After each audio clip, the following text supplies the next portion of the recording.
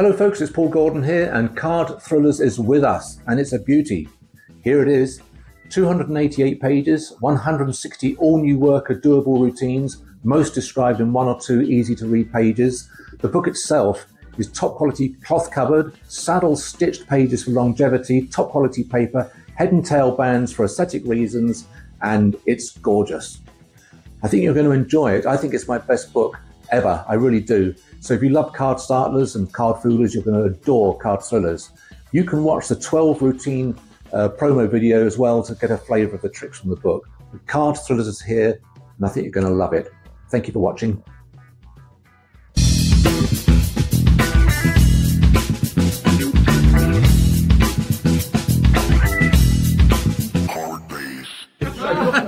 I'm gonna try and show you one more here. I am really. I'm going to show you about centre dealing. Now, centre dealing. Do you know what centre dealing is? I've got a rough idea. Okay, I'm going to use the 4 kings for this. I'm going to show you exactly what centre dealing is all about using the 4 kings. All right. So the kings go on the top of the deck. 1, 2, 3, 4. Now all I have to do is give the cards one cut. They're in the centre of the deck. They really are. I'm going to get into mechanics grip here. I'm going to deal for you and me. 1, 2, 3, 4. If I've done that correctly, these cards down here should be the 4 kings, and they are. But hang on a second, these cards here I've dealt myself happen to be the 4 aces, and that can't be beaten. That can't be brilliant. Is that a miracle? Yeah, that's a miracle. Come on then. All right, all right. Oh, God. They've chosen the card from the pack, that's fine. Now, before I try and locate it, I'm going to show you one of the world's fastest 4 ace tricks ever. I'll do it for you right now. Using the ace of hearts, obviously the club, the spade, and the diamond.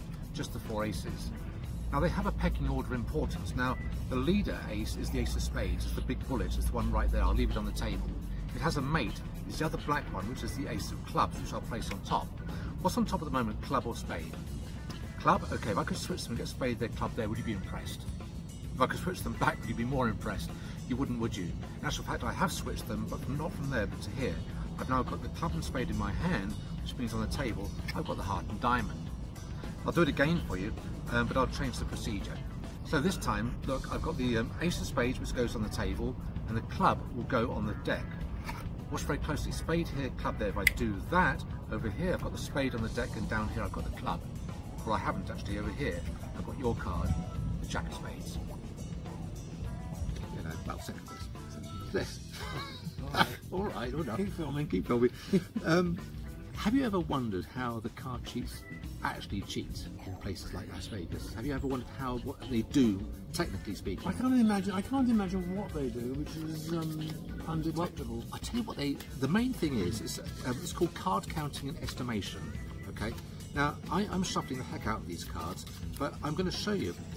Card counting, by the way, is not counting cards like that. That's not card counting. Card counting is when you can cut some cards from the deck and you know exactly how many you've got. And it's called estimation as well. So it's card counting and estimation. Right. Can I show you? Yes, please. Would you help me? I can help you. Yeah? Okay. Yes. Now I'm going to cut from the deck what I think is... No, that's not it. Yeah, 10 cards. That's 10 cards. Now, Let's see what 10 cards looks like. Well, I want you to emulate that. Yeah, you want me to help. Very good word, isn't it? Emulate. Emulate. Yeah. So from the deck, can you cut 10 cards and place them there for me? 10? What you've got to guess, really. Yeah, estimation. Estimation. Yeah, yeah. Oh, yeah, 10. Ooh, very Yeah. nice bit of acting there. Yeah. So you think that's 10 cards? I think that's Well, I think it's probably about 12 or 13 myself. Okay. Now, do you want a second try? Yes, please. Yes. Okay. The second try, cut 10 cards and place them there. Yeah. Oh, yeah. Yeah, That's good. I got about the same again. Okay, I think it's the same again. So I think maybe you're cutting too deep. If that was 10 cards, that'd be 20. That would leave 32 here, wouldn't it? Okay. So should we try again? All right. So 10 cards is again. 10 cards. A bit less. A little bit less this time. Place them down there. So I think you're cutting a bit heavy. Now I'm going to shuffle the cards as well here. I think you're cutting a little bit too deep. But you've got one last try. Okay. 10 cards. 10 cards. That's a bit heavy. Okay, that's all right. Now if that was 10 cards, that would be 40. Yes. Would leave 12. 1, 2, 3, 4. 4 cards left. So you've gone somewhere pear-shaped here. Not too good. But in actual fact, what you've done is, if you could do that in a casino, I've been told you could probably earn about $1 million from doing what you've just done from a shuffled deck. You cut any way you wanted to. Because you cut here, to the Queen of Diamonds, you cut here to the Queen of Hearts, here to the Queen of Clubs, and you cut here to the Queen of Spades. That's extraordinary. Yes. But in true Paul Gordon fashion, I would like to go... Kicker, have you? I've got a stage further.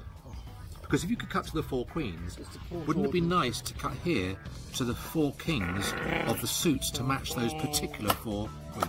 Classic. Wow. Classic Gordon. Thank you. Incredible. Oh, good man. Lovely. You know, folks, I've got a prediction, and it's right here on this red card. I'll leave it aside for a moment, not in full view. I've also got 6 playing cards here. 1, 2, 3, 4, 5 and 6. Now, it's a totally free choice as to which one you choose, and it is a totally free choice, it really is. But the best way to do it, I guess, to make sure that you are happy about this, is to take a dice, or an imaginary dice, and roll it.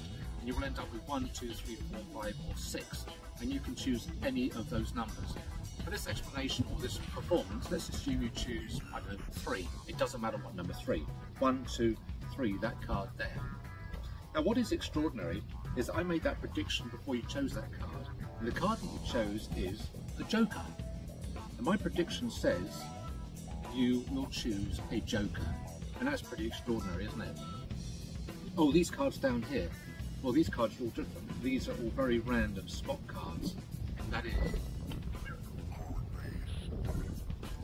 You know, before playing cards are actually printed at the factory, they are blank on both sides. And these are blank on both sides, and if you were here you could check it out, but they are blank on both sides. But I would like you to choose any one that you want, and this is a totally free choice. So which one do you want? That one there?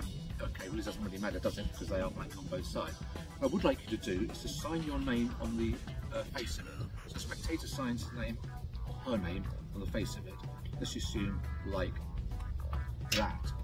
Now I want you to take that card and insert it anywhere into the packet right here, and they can place it anywhere they want. This is absolutely totally free. So where do you want to put it? Right there? Okay, that's fine. That's a totally free choice. Now I'm going to eliminate these cards one by one. Bearing in mind you placed it anywhere, I'm now going to show you something short of a real miracle, because these cards are being randomly whittled down to one playing card, and again I want to remind you that you placed that card anywhere you wanted to. And you place that card anywhere, and the card I'm left with happens to be, oh, it says your card is 7th from top. Well, that's pretty unusual. Well, let's have a look at this. 1, 2, 3, 4, 5, 6. That's the 7th card, and that is your card with your signature on it. Hi folks, it's Paul Gordon here. I need 2 spectators. I don't have 2 spectators, so I've got 2 invisible spectators right here. Let's call them Claude Rains and David McCallum, if you will. There's a joke for the oldies.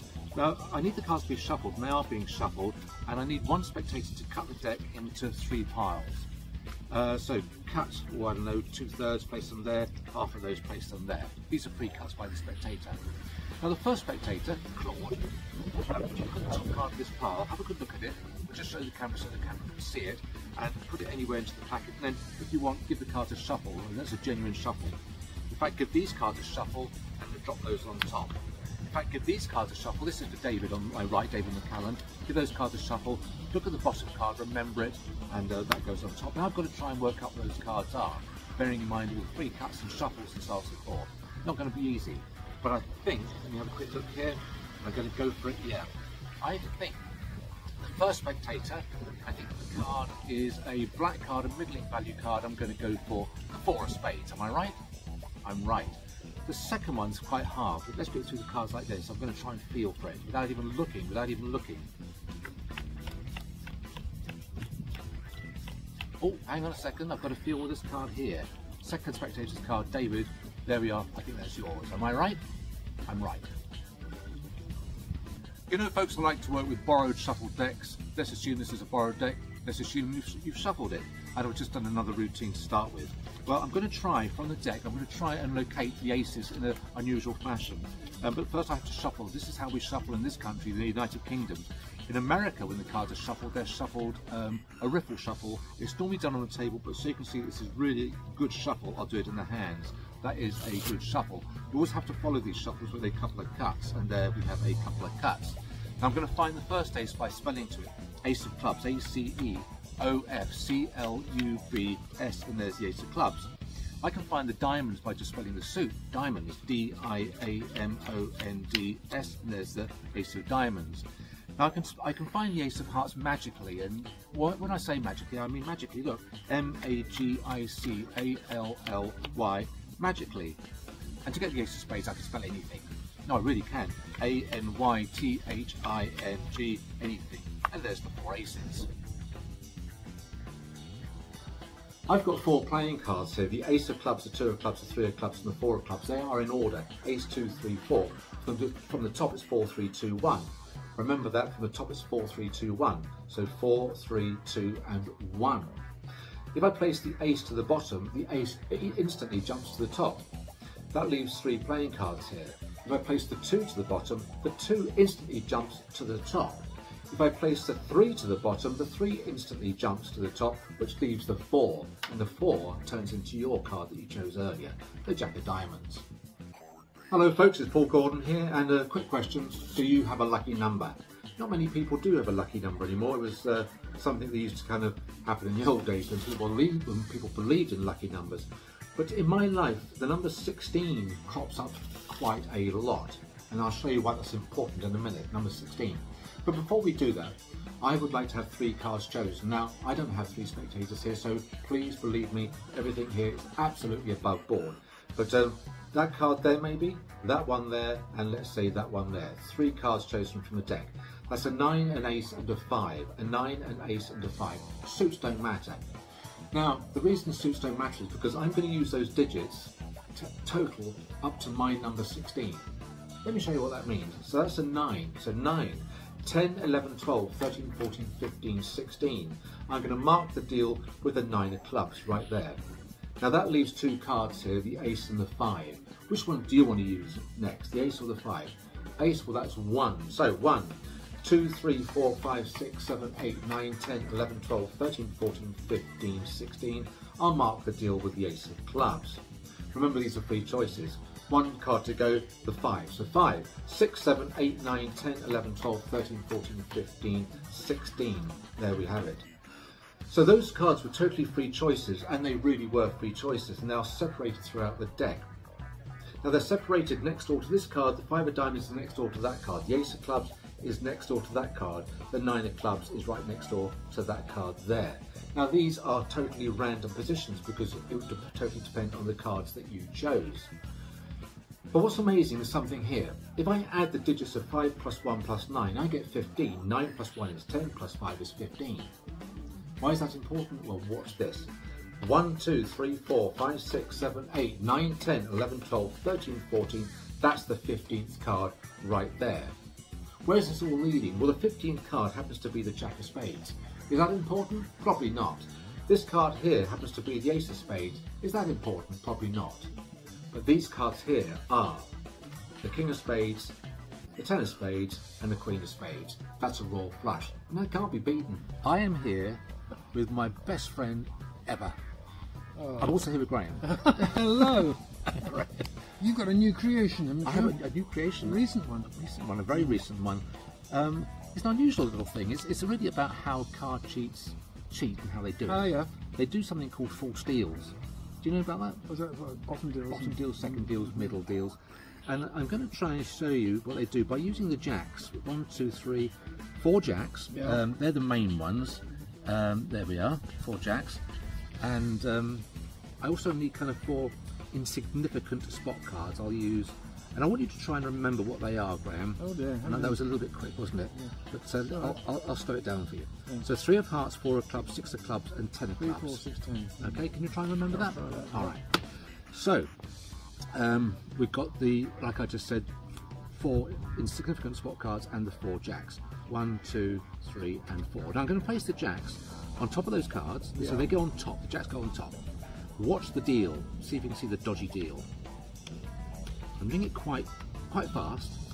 Well, that was very well executed. It's good, wasn't it? So over here, I've managed to deal myself the 4 jacks. Oh.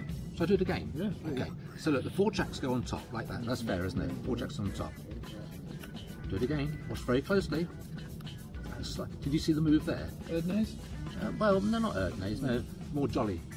Really. So I've managed to get myself the 4 jacks.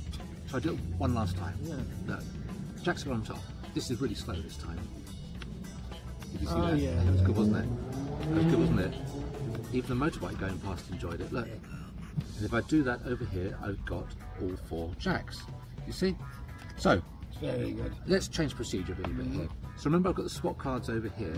I'll place the jacks underneath the spot cards. I'm going to show you a bottom deal. Bottom deal is when you take the bottom card like that. Yes. Now that's obvious because you saw it, okay? Yeah. So let's try and do it without you seeing a thing. I do it like this. I've done it. So over here, I've got all 4 jacks. Now, do you remember what those spot cards were? Yeah, the 4, 6, 8 and the 10, I think. That's very good. But do you see the switch? No. No, I've actually switched them for the aces. That's the best hand ever. Thank you. So, these cards are genuinely shuffled, and I guess I can't prove that to you, but they are being genuinely shuffled. And once they are shuffled by the spectator, I'm going to make. Well, I'm going to look for 2 assistants. Yeah, 2 assistants I need from the cards. They're going to help me in a minute. Yeah, I've got them. I'm going to use the 7 of clubs and the 7 of spades. These 2 cards will help me. And talking of assistants, I could actually do with a couple of assistants here in person to help me. We don't have those, so we're just going to have to make believe as I go through this whole thing. So, the first person to my right, I'd like you to cut some cards off and look at the card that you cut to. We'll show the screen there. The second spectator cut some cards off, and you remember the card that you cut to. We'll put that on the screen as well. So 2 cards have been freely chosen, and it is a free choice as well. And don't forget, by the way, I've got my 2 assistants in the deck. The 7 of clubs and the 7 of spades. They are my 2 assistants. So, and if they're going to assist, they should assist in doing something. They're going to assist by telling me something about the position of the cards. 2 selections that the 2 spectators made, yeah? They've done it. They've told me they made those 2 predictions earlier, and those 2 predictions are down here. And they've been there from the very start, and they are 15 and 42. What does that mean? Well, it means this. Look, 1, 2, 3, 4, 5, 6, 7, 8, 9, 10, 11, 12, 13, 14, 15, 16, 17, 18, 19, 20, 21, 22, 23, 24, 25, 26, 27, 28, 29, 30, 31, 32, 33, 34, 35, 36, 37, 38, 39, 40, 41 and 42. That means that the 15th card and the 42nd card in the deck, predictions were out way beforehand. They are the 2 selections. When I was a young boy, now this is a true story, when I was a young boy, I read in the magic book, you need a whole bunch of jokers to be able to do this trick. And I've got 5 jokers here. So I went into the magic shop up in Harrods, in those days, used to be a magic man. And I went in there and I said, have you got 5 jokers? He said, sure. And he showed me 5 jokers. 1, 2, 3, 4, 5 jokers. Now when I checked them out, on the other side, they were jokers on the other side. 1, 2, 3, 4, 5 jokers. So there's a joker here, there was a joker there, there's a joker here, a joker there, a joker here, a joker there, jokers at both sides of the cards. But I thought, I don't want this. What I want is a blue back. If I do this, I got myself a blue back. In actual fact, when I checked all the cards out, I had 1, 2, 3, 4, 5 blue backs. 1, 2, 3, 4, 5. But when I read the book again, it said you don't want blue backs, you want red backs. So I thought, well, that's just as well, because these cards here are all red backs, and that's a miracle. There we are. You know, in the magic world, there's a famous trick called metamorphosis, made famous by the fantastic stage act, the Pendragons. It's quite extraordinary. I thought, could we do the same thing, or a similar thing, with the playing cards? Well, we could try. And I'm going to use 3 jokers, 1, 2, 3 jokers and the 2 red kings. So 3 jokers and the 2 red kings. Now the red kings, I'm going to leave the red kings over here on the table.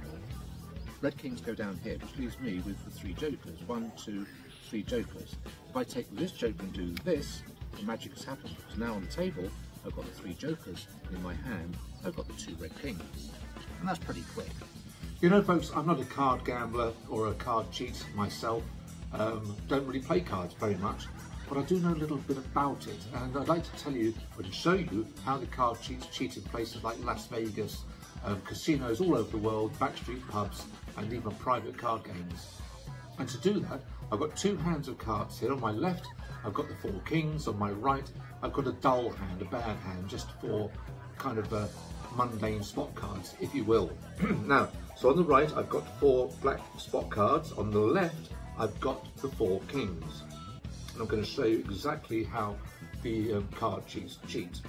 So 1, 2, 3, 4 kings to my left and the spot cards to my right. Now I'm going to openly switch a card so you can see how it takes place. I'm going to switch this card for this card here. So now over here I've got 3 kings and a spot card over here. I'll leave them in full view for a moment because I'm going to work with this packet over here. So, like I just said to you, over here I've now got 3 spot cards and 1 king. 3 spot cards and 1 king.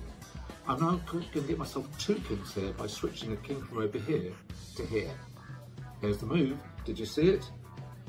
Well, I've done it. I've now got 2 kings right here. 2 kings and 2 spot cards right here. I'll do it again, but this time I'm going to get 2 kings. So I'll end up with 4 kings here basically. I'm going to do the move twice. There we are. So now over here I've got all 4 kings over here. Well, that's pretty strong, isn't it? So I've got 1, 2, 3, 4 kings here. But let's assume somebody saw what was going on. I'd have to revert back, wouldn't I? So I didn't get caught. What I mean by that is I'd have to get myself the spot cards again over here. And I've done it. I've got the spot cards over here. Which means over here I therefore should have the kings. But whilst I wasn't looking, somebody reached over and switched those. Yeah, they did. They switched these cards for the best cards to 4 aces. That's why you should never play cards with strangers. You know, folks, it's a fantastic old routine where the 4 aces, one by one, turn face up in a small group of cards, just the 4 aces. Well, I wanted to do it with kings, and I wanted the kings to turn face down one by one. So let's try this. So I've got 4 kings here, and I'm going to turn the first one face down. If I turn the first one face down, the second one turns face down as well. And then the third one will turn face down, and then finally all 4 kings turn face down without any moves at all. Well, I showed a friend, he said it's much better with aces. Well, I thought he said 8. In that case, I've got the 8 of hearts, the 8 of spades, the 8 of clubs, and the 8 of diamonds. And that is a very quickie, just using 4 playing cards. 1, 2, 3, and 4. I don't know if you're aware, but some packs of playing cards don't just have 2 jokers, some have 3, some have 4. And sometimes it's bicycle playing cards, not often, depends on the style. Sometimes it's tally-ho playing cards or stud playing cards or even B decks. And once in a while various versions of Hoyle decks. But for this you need the spectator to shuffle the deck, and it's a genuine shuffle, and you ask the spectator to cut the deck into 4 piles, which they do. 1, 2, 3 and 4. 3 cuts all the way through. And like I say, some decks they have 4 jokers in them.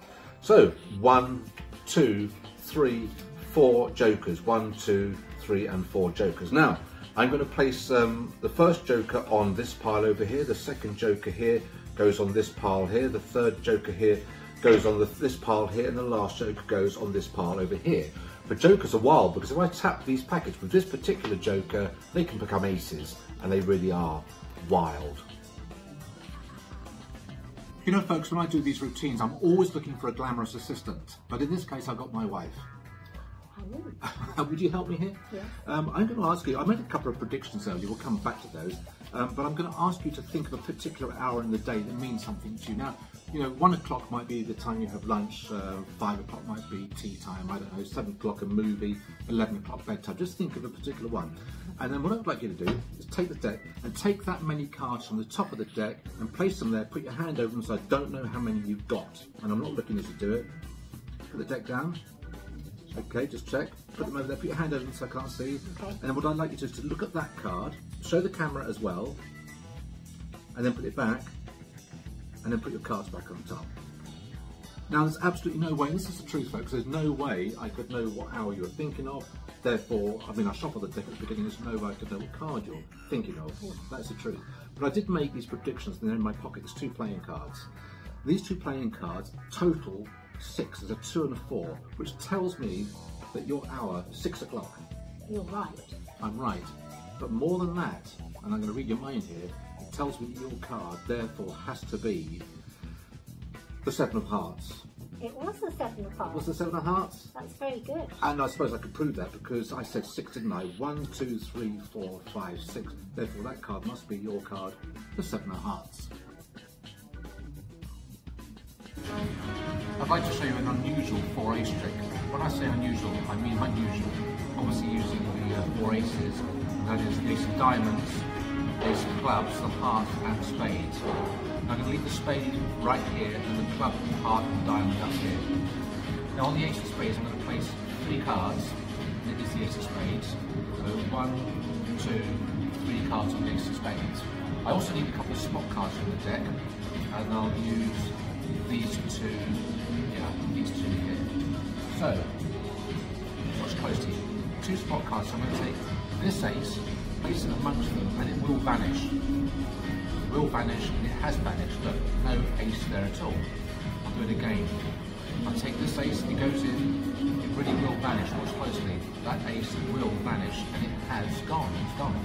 I'll do it again with this ace. I'll place it into the packet, and it will vanish. Watch closely. It will vanish, and it has gone.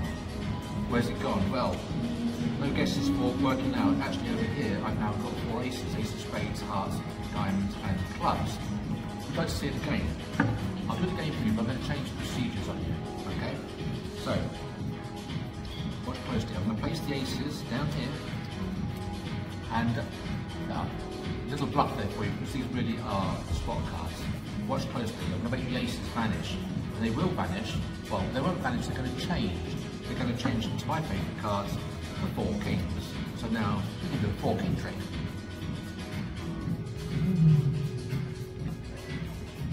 If I asked you what the royal mates were, I wouldn't be talking about, say, Prince Harry and Prince William. They're not mates, well, we know that. But I'm talking about maybe the 2 black aces or the 2 red queens, the 2 black kings and so on. Now the royal mates are obviously red jacks, black kings, red queens and so on. Now the cards I've got here are not in order. So the cards I've got here are in pairs, the Queen of Spades and King of Hearts. That is not a pair of mates. The next pair is the King of Diamonds and the Jack of Clubs. That's not a pair of mates. The next pair I've got is the Jack of Spades and Queen of Hearts. That's not a pair of mates. The next one is the Queen of Diamonds and the King of Spades. That's not a pair of mates. And then I've also got the Jack of Diamonds and the King of Clubs. That's not a pair of mates. But let's do some magic. Let's friend them up a little bit, because if I do this, now we've got mates. 2 black queens, 2 black kings, 2 black jacks, 2 red queens, 2 black kings and 2 red jacks. It's all worked out in the end. Let me give you some advice. Never have a drink or 2 before you have a game of cards, because you might make the wrong decisions. I did once, I'm going to show you what happened. I was playing this game and I received 4 particular cards. I'll show you what they are. They're not a bad hand, but I made a kind of silly decision. A silly decision that actually worked out fairly well in the end. Yeah, these are the cards I had. Now, as you know, when you're playing a game of cards, there's always a deck on the table with a sort of discard pile next to it. So let's assume there's the deck and there's the discard pile. Now the hand I received was the 4 tens, and for some reason I ditched one of the 10s and replaced it with 1 card from the top of the deck. But in doing that, for some miraculous reason, I got myself a very good hand. And when I say a very good hand, I got myself the Ace of Spades, the King of Spades, the Queen of Spades, the Jack of Spades, the 10 of Spades, a royal flush, and that can't be beaten. I'm sure you will remember from your school days that oil and water don't mix. It was taught in chemistry, you put oil and water together and they separate. It's the same with the playing cards, same with blacks and reds, they just don't mix. And I can prove to you by using 4 black spot cards here, 1, 2, 3 and 4, and 4 red spot cards here, 1, 2, 3, 4. 4 reds and 4 blacks. Now I'm going to mix them alternating in colour. So black and red, black and red. So over here we've got red, black, red and black. But I'm a magician, you see, they don't mix because these cards are all red.